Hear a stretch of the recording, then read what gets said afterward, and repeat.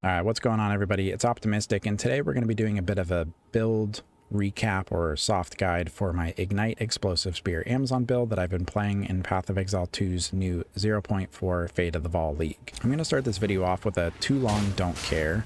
So jumping straight into that, this is a melee mid-range explosive spear Ignite build. We utilize parry a lot, so if you don't like parrying, move along. Otherwise, we use parry plus disengage for frenzy generation, and then ignite spread for clear. You can do a version of this pretty early on. Leveling was super easy, breeze through the campaign, into map progression, all the way up to T15s, no problem. There's one soft required unique. It's not technically required to actually make the build function, but I highly recommend using it. And it's this spear that's on the screen now. Basically, it aggravates ignites, which is something that typically you can only do with bleeds. It makes your ignites do 100% increased damage. Everything else is flexible. This is my passive tree. PoB is in the description, so if that's all you wanted, you're good to go. I hope you have a good rest of your day. Remember to drink some water. If you want to know the why this works, or just want to hear me yap a bit more, keep on watching. Okay, now that the zoomers are gone, check this out.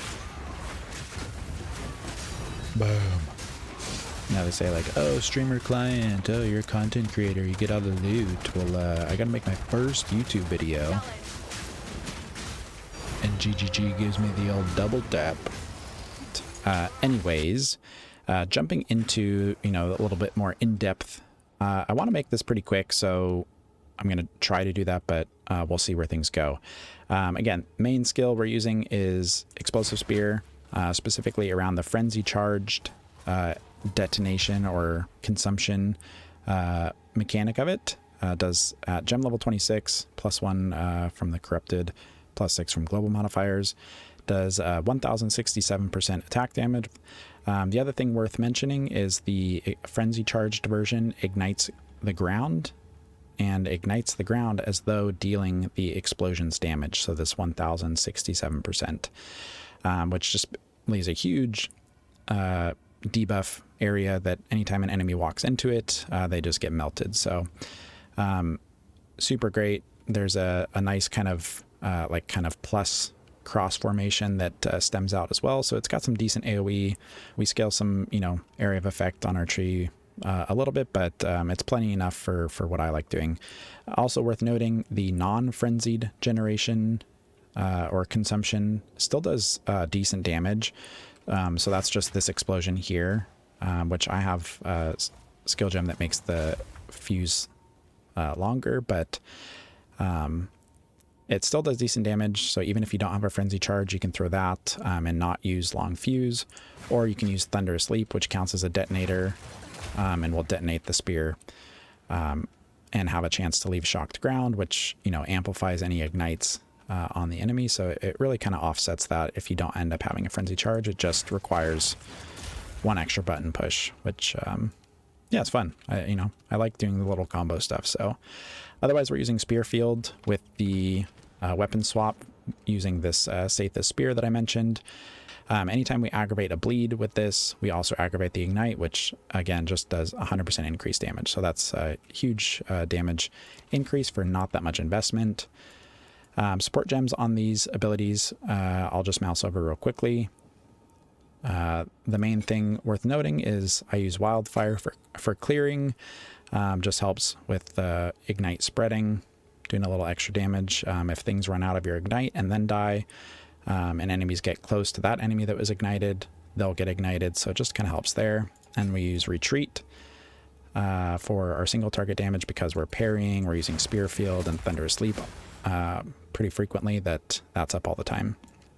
Spear Field, we have a 100% chance to bleed, just so that we can guarantee that the 40% chance to aggravate is always hitting. We're scaling crit on this build, so we're just leaning into crit a little bit more with Eternal Flames and Blazing Critical. I have a chance to rearm based on the quality, this gem here, and some passive points. So it has a 50% chance to rearm basically anytime it gets hit. Most hitboxes are big enough to get hit by a couple spears anyways, so all of that said, this 40% chance to aggravate a bleed is pretty much up all the time. Went over Thunderous Leap, has a chance to leave shock to ground if we're detonating the spear. So like if you don't have the frenzy charge, if we crit, it also leaves shock to ground. And so we're again leaning into crit a little bit more with the pinpoint critical and this stacking crit buff. We parry plus disengage for our frenzy charge generation. We have Frost Bomb for some elemental exposure. Using Wind Dance for a little bit of evasion. When you parry, you count as getting hit, even if you don't take damage or stun buildup. So you lose all your stacks there. The way that parry works is if you would have evaded the hit, then you don't get stun buildup. So this helps at least with the initial hit when you're building up frenzy charges to basically not get any stun buildup if you needed to parry like a second follow-up attack or something. War Banner for the attack damage, accuracy, which our Ascendancy scales accuracy into damage, and then attack speed.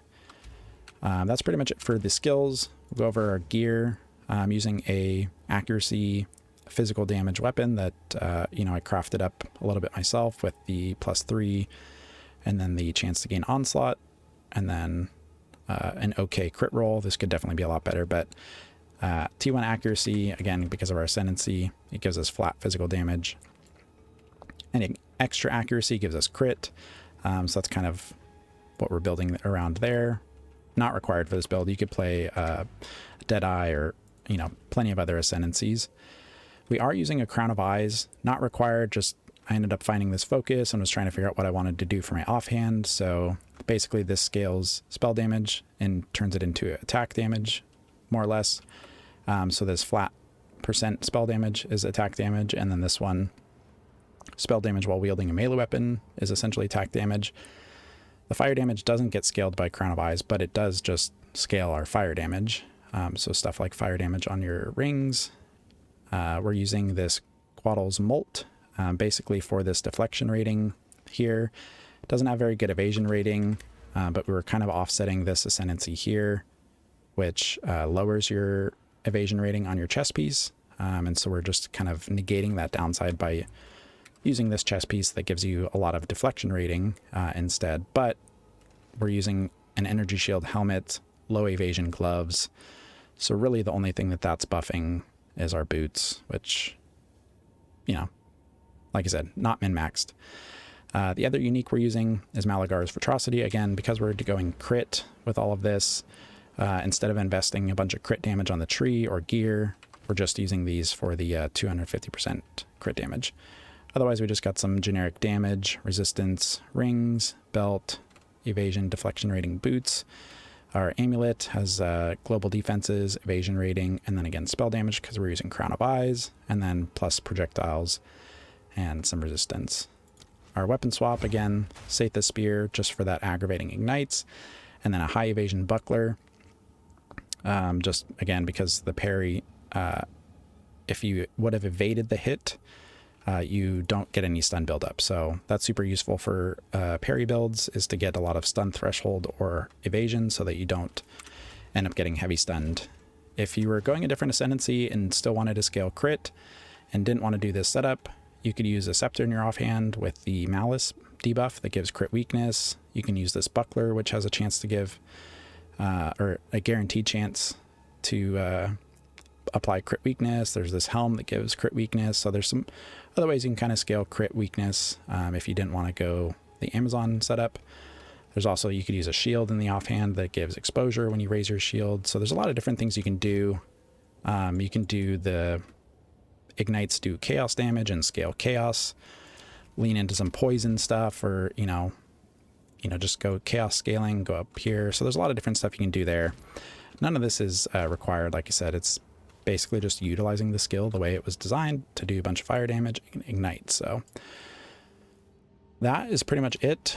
Going over the passive tree again, I got a lot of questions on how I made this work on a TikTok that I made when there's not any ignite or fire scaling on this side of the tree. Generic damaging ailments and generic ailment modifiers count for ignite. So there's a lot of that kind of damaging ailment stuff over here because there's a lot of poison support. So you can basically just go for that. And then just the support gems and the base ability are enough to essentially scale the ignites. There is this node down here, or this cluster, which I don't know if it's new or not, but it's super good. Highly recommend it. It gives flammability magnitude, some area of effect, and then ignites deal damage faster. There's also this cluster here, which I was using for a while, which is really good. Worth mentioning, how Ignite actually works is basically you just have to inflict enough flammability on the target, which is essentially like chance to ignite is the way I understand it. So if you have a 50% flammability magnitude, you have a 50% chance to ignite the target with any fire damage. So you want to basically get this up to 100% chance, which with this build and the amount of damage that we're doing happens instantly. It also happens instantly in the ground degen from Explosive Spear. So anytime somebody walks into this ignited ground, they instantly get 100% magnitude of flammability, so they just immediately get ignited. We are using a From Nothing with a From Nothing diamond for the Zealot's Oath. There's some cool fire nodes over here, which is just ignite magnitude. And then this is like a stacking fire debuff. So if they've been ignited for 10 seconds, they just take increased ignite damage or increased fire damage. Again, because we're using Crown of Eyes, we get this spell damage for every non-instant attack we use.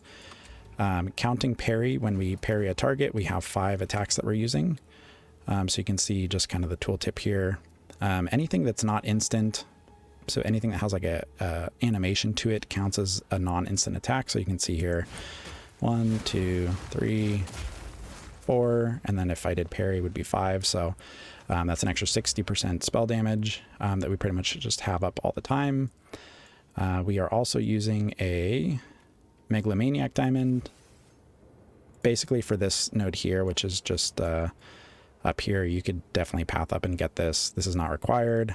The other node that we have with it, worth mentioning, just gives us a little accuracy. I basically bought it for the Spellblade. Way too expensive. Do not require. None of this is required. Otherwise, that's pretty much it. The other stuff is just kind of generic attack damage, evasion. We get some parry stuff over here for parry debuff magnitude, which just increases the damage they take from the parry debuff, which is just more attack damage. We get the rearm little cluster here, so that Spearfield ends up with a just over 50% chance to rearm. Some parry stuff here. Because we're scaling a lot of intellect, we get this node here, which gives us some more accuracy and evasion based on intellect. We're using the flask for a mana flask, which is getting to the point where, because I'm using like Frost Bomb and stuff that has a lot of mana consumption, we're getting to a point where it's not quite enough, but because it's always active, we can utilize like a node like this where you just get attack speed and attack damage during any flask effect. There's also this down here you could get, or like Anoint if you wanted, but yeah, that's pretty much it. That's the build. We'll go over some clips of just me killing stuff, and yeah, let me know if you have any questions. Like I said, there's a lot of different ways that you can build this. None of this stuff is required, but like I said, just the way I ended up building it. I've had a lot of fun doing it. Highly recommend it if it is something that you like and you don't mind pairing. All right, real quick, one thing I forgot to dive a little bit deeper into is leveling. I mentioned you can do it pretty early on. You can literally do it from level 1. You get Explosive Spear and Disengage as your first skill gems. I recommend getting Fangs of Frost next. Basically, it's like a cold auto attack. It's super basic, but it can consume a parry to debuff for an explosion. Couple that with like Ancestral Call AoE. You can get a level 5 support gem for like an Exalt off the trading post at this point for this. So it happens basically every pack. Get Herald of Ice as your first spirit gem, and just that setup right there is enough to just clear most of the campaign. Late campaign, my single target started kind of being like, I need to like figure something out. And so that's when I started using Explosive Spear more, along with like one of these two gems here to consume the freeze. And then late campaign, that's when I realized like, man, Explosive Spear kind of slaps. So that's pretty much it. As far as like the passive tree goes, just kind of get some generic damage, evasion, you know, whatever, however you're feeling. Come down here. This is a really great ignite node once you kind of lean into Explosive Spear's ignite a little bit more. Anyways, hope you have a good rest of your day, and I'll see you in the next one. You are too late. It all comes down The to this. fourth edict already burns for your world. Can't hide from me.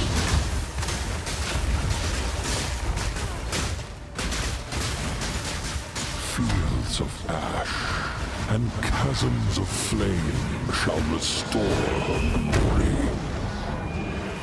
Insignificance. This is the legacy of, so she may be reborn.